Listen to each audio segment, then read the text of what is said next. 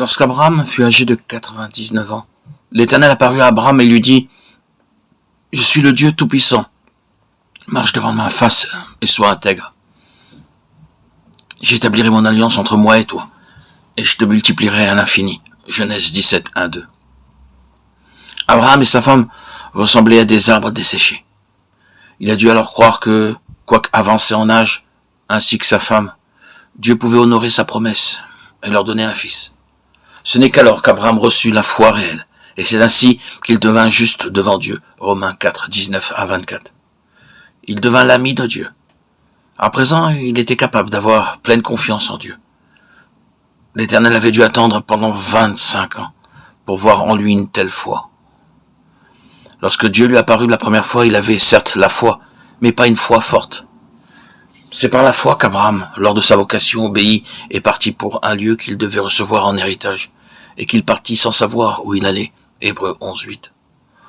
Aussitôt, il obéit à Dieu, quitta son pays, ses parents et ses amis, et se rendit dans un pays lointain et nouveau. Bien que cela lui demandât un grand sacrifice et beaucoup de foi pour obéir de la sorte à Dieu, l'Éternel n'était pas satisfait.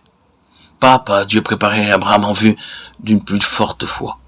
À présent, il était très vieux et sa femme aussi, trop vieux pour avoir des enfants. Cependant, il crut que Dieu allait déposer une vie nouvelle dans leur corps, qui ressemblait à des arbres desséchés au point qu'ils ne pouvaient plus avoir d'enfants. Ce fut là le grand secret de la foi par laquelle ils comprirent quelque chose de la puissance de résurrection. L'apôtre Paul aspirait à faire l'expérience de cette puissance de résurrection.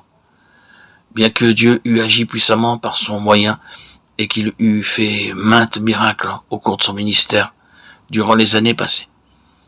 Il disait à un âge avancé, « Je regarde toute chose comme une perte, afin de connaître Christ et la puissance de sa résurrection. » Philippiens 3, 8, 10. Cette puissance est la plus grande puissance qui soit à la disposition de tout croyant. Beaucoup de croyants ne cessent de faire des plans des années à l'avance, afin d'être revêtus de puissance dans leur vie pour surmonter les tentations. Ils déçoivent bien souvent le Seigneur et demeurent stériles spirituellement. Ils pensent qu'en ayant des rêves et des visions ou encore en faisant certaines expériences, ils seront revêtus de puissance. Ils ne réalisent pas que la puissance de résurrection est à leur disposition pour les aider à vaincre toutes leurs tentations.